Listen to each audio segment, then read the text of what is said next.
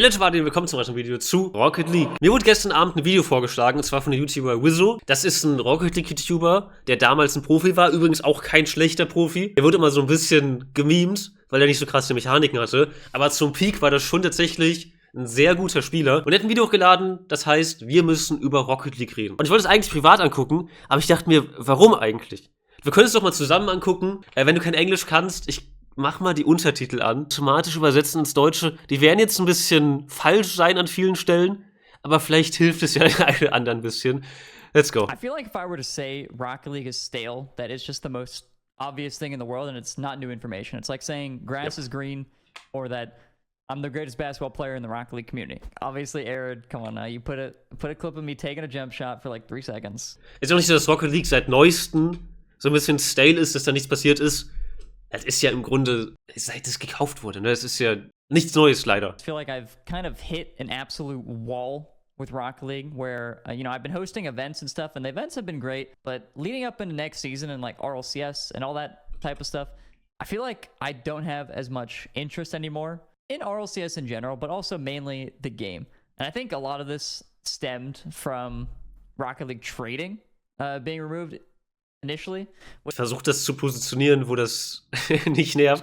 Ich stimme by the way zu, dass Rocket League Trading weggenommen wurde. Also anders. Gefühlt haben wir, so geht's zumindest mir, vielleicht spreche ich da mehreren aus der Seele, die Fehler von Rocket League lange einfach hingenommen. Und gesagt, ja, okay, gut, das Spiel ist spaßig, aber ey, bald Unreal Engine 5, bald passiert das, ne? Wir haben es einfach hingenommen. Weil wir halt so diesen Strohhalm hatten mit Unreal Engine 5, dass das irgendwann mal kommt und dass dann alles besser wird. Und dann wird aber angekündigt, ey, Rocket League Trading wird rausgenommen und es wird rausgenommen für einen Rennmodus in Fortnite.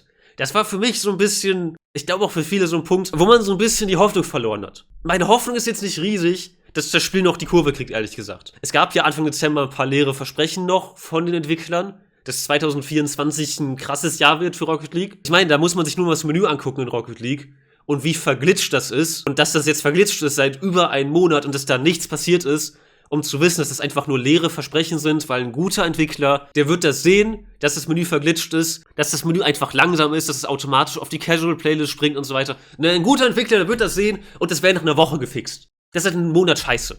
Also ich habe da einfach keine Hoffnung, dass da irgendwas noch passiert. I've dealt with Rocket League and Rocket League in the past, a lot of people's biggest issues with them is they don't communicate a lot of their updates, and the other thing is they don't actually really update the game, and a lot of times that the stuff that they are adding is kind of just seen as like map reskins and new cosmetics and stuff like that to just kind of keep the game running. But to me, I need something new.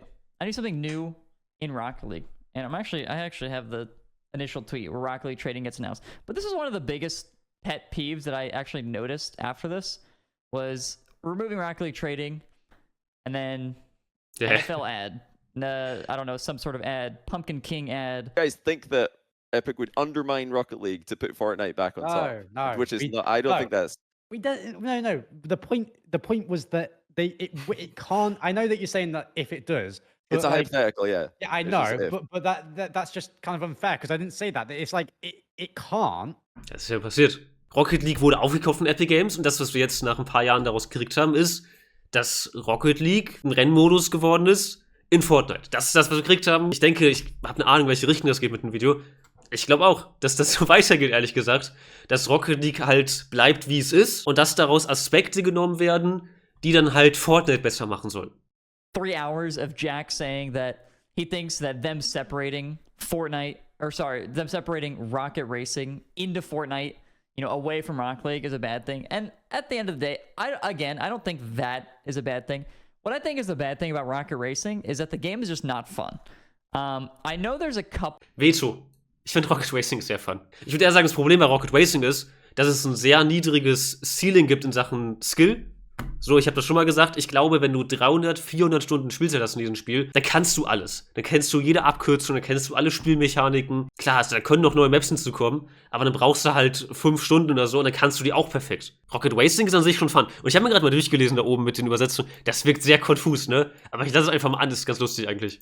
Couple things about the game that are probably going to happen. I think there was another leak that they're going to add a creative mode, and I've been begging for Rocket League creative mode for what seems like 20 years now. I feel like all the great... Aber ich muss mal kurz sagen, Rocket Racing, es muss ein Mario Kart-Modus noch reinkommen. Im Trailer zu Rocket Racing haben wir gesehen, dass Leute Fähigkeiten eingesetzt haben. Die haben da Sachen beschworen und so. Teleport. Wann kommt das denn mal rein? Aber gut. Every day that I've been waiting for Rocket Racing, for creative mode for Rocket League. But Rocket Racing is going to get a creative mode, I'm pretty sure. Ja, and that'll be safe. pretty cool. My main gripe with Rocket Racing is that when you Ich mag, dass er einfach auch Rocket Racing übersetzt als Raketenrennen. Es ist irgendwie sympathisch. Falls ihr beide neu seid, könnt ihr noch mal gerne ein Abo da lassen. play Rocket Racing, the maps themselves, the beginner maps are not fun. True. The intermediate maps are okay. And the, I don't know what, advanced maps, I would assume that they're called advanced maps. The hardest maps are pretty fun. I had a pretty good time trying to mess with the hardest maps because it was actually a challenge. And I understand the game is for like 7-year-olds and stuff like that. But I feel like they also have to cater to a separate audience as well, which is like me, a 26-year-old dude who played Rocket League competitively and now wants to try Rocket Racing for the first time. And he goes in to play ranked, and basically I think I played for like 2 hours because I was like, oh man, this game will be fun once I'm able to play like the good maps. I kept calling them the good maps. Das dauert noch. 2 And I Stunden kept bis bei playing, and I den kept Good like grinding, and I kept ranking up. And after 2 hours, I was like silver 2, and I'm like, oh my god, this thing's taking forever. Ja, es ist das Problem, dass Rocket Racing, also es ist theoretisch ein Skill-based Matchmaking, aber ich finde, viel entscheidender bei Rocket Racing ist, wie viel Zeit du einfach rein investierst. Also der Rang steht nicht zwangsweise für den Skill, sondern eher, wie hart du einfach gegrindet hast, meiner Meinung nach. I think it has potential. I truly do. It's just that right now, Same. it's not fun. But the main point that I'm getting at here is that Ganz schnell mal Sachen, die sich ändern müssen, damit Rocket Racing Fun ist. Kreativmodus, Mario Kart Modus mit Items, plus die Kollision muss verbessert werden, weil das ist wirklich nicht so richtig gut. Oder auch generell Netcode oder whatever, weil das hast du auch ganz oft, dass du auf deinem Bildschirm Dritter bist und dann aber am Ende Vierter bist, weil dich in der Realität einer überholt hat, aber auf deinem Bildschirm wurdest du nicht überholt. Das muss auch verbessert werden. Da müssen wir fahren, mehr Strecken, nächster Punkt. Aber das sind Sachen, die sich ändern müssten, damit Rocket Racing wirklich sein volles Potenzial mehr ausschöpfen könnte. I believe Rocket Racing was going to be good off rip. And I think part of that is because I had so much copium, because I was so kind of burnt out from Rocket League. I mean, I don't really play the game anymore. I think that's obvious for a lot of people. I don't really play the game anymore, and I was so burnt out. Ich meine, für mich hat's neues Leben eingehaucht, halt für Fortnite. Also, ich spiele Rocket League auch noch, klar, logisch, ich mache ja auch Videos dazu. Aber mehr wie es als Rocket Racing. Aber wenn man es hochrechnet, spiele ich wahrscheinlich wirklich in der Woche gerade mehr Rocket Racing als Rocket League. Was excited for it, and now I'm just upset. I do want to reiterate this. I do know a lot of the Psyonix devs, like the development team, at least the ones who didn't get laid off. I mean, I do know the ones who did get laid off as well. But I do know a lot of them, and I know a lot of them put a lot of hard work into it, and I know this whole thing, basically everything, is a big call from Epicgames. And I don't have, like, a gripe with Epicgames or anything like that. I actually... Will ich auch mal kurz dazu sagen, Rocket Racing wurde von vielen Rocket League-Entwicklern programmiert. Und da kann man ja auch eigentlich nicht wütend sein. Ich meine, Epicgames sagt, ey, wir wollen ein Rennspiel machen. Wen stellen wir also ein dafür zu 80%? Leute, die noch nie ein Rennspiel gemacht haben. Rocket League ist kein Rennspiel. Leute, die Mario Kart gemacht haben, whatever, ist mir egal, aber wisst ihr, das ist so, wie wenn du ein Restaurant aufmachst und du stellst als Koch Rainer Kallmund ein, weil der ganz gerne mal was gegessen hat. So, das ist irgendwie in der Nähe, aber es ist halt überhaupt nicht vergleichbar. Ne? Fußball mit Autos versus Rennspiel. Also, das ist was völlig anderes, aber ja, gut. Really Rainer Kallmund hat übrigens abgenommen. Es ist ein bisschen gemein, dass ich ihn jetzt noch als Klischee-Dicken darstelle.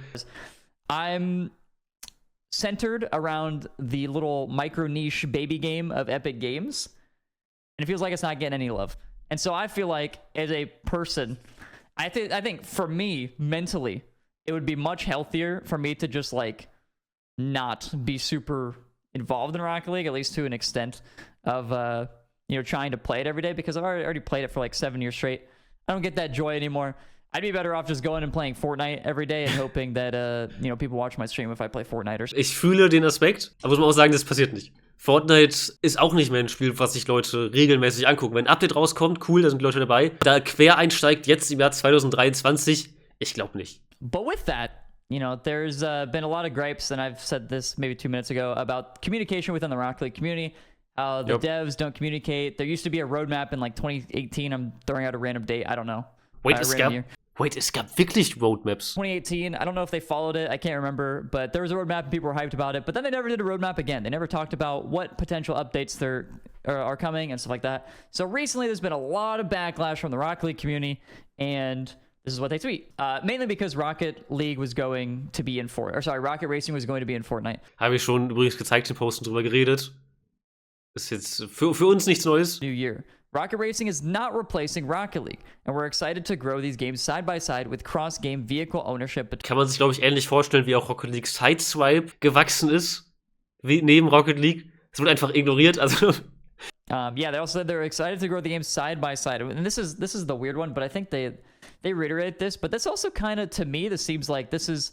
They basically say, like, this is why trading is gone. We're excited to grow these games side by side with cross-game vehicle ownership between them. So I think, like, that's just their main reason trading is gone, which they kind of already said a little bit, but, like, that, to me, confirms it. Cross-game vehicle ownership is the reason they got rid of trading regardless, which, like, I don't care. I didn't trade. I'm also not going to care about cross-game vehicle ownership. Ich finde es cool, dass du einen Wagen in Fortnite haben kannst und den hast du auch in Rocket League. Fand ich auch schon Rocket League Sideswipe cool, dass die das damit ein paar Torexplosionen hatten. Ich finde das cool, das ist ein cooles Feature. Care. I just want a Rocket League update. I just want creative mode in Rocket League. I don't want a new map. I don't want season rewards. Sorry, maybe I'm too needy. Maybe I'm the problem. Don't want a new map, or if there's a new map, I want it to be like different. Boost on the ceiling. I don't know, a portal you go through. Der Fakt, dass jede Map genormt ist, macht das Ganze ein bisschen langweiliger. Und dann wurden alle Maps einheitlich gemacht, weil viele auch die Special Maps nicht mochten. Aber ich stimme zu, das wird das Spiel echt nochmal auffrischen, weil zum Beispiel CSGO oder Valorant, CSGO ist das beste Beispiel, bei Counter-Strike, das Gameplay ist immer gleich, es gibt immer nur die gleichen Waffen, da halt jede Map sich ein bisschen anders spielt, ist jede Runde auch unterschiedlich. Und das in Rocket League wäre schon ganz cool. Ich meine, alleine, dass du eine Map hast, wo die Boostfelder vielleicht an der Decke sind oder sowas teilweise. Das wäre so cool. Oder halt wirklich Portale, whatever. Ich glaube, das wäre schon auch eine Sache, die Profispieler auch annehmen würden. In with them, and I'm not like completely out. I'm just gonna be on the sidelines, and when Rocket League actually does something, then I'm gonna step back in. I think that's really my... Okay, das Mindset fühle ich. Aber ich muss sagen, das Feature mit dem Übersetzen ist besser geworden. Vor ein paar Jahren war das schlechter darin, Wörter zu übersetzen. Jetzt stimmt der Inhalt zumindest zu so 70%. Finde ich schon stark. Ich muss sagen, das Video war jetzt nicht so insightful, wie ich mir das vorgestellt habe, weil ich halt einfach selber halt ein Goblin bin, der halt jede Nachricht zu Rocket League schon vorher gelesen hat. Seid ihr noch gehypt auf Updates, die 2024 kommen? Erwartet ihr noch coole Updates 2024? Schreibt es mal in die Kommentare. So, das Spiel an sich ist ja immer noch fun, aber alles weitere Erwartungshaltung 0. Wir sehen uns zum nächsten Mal. Vielen Dank fürs Zusehen. Bis dahin und ciao.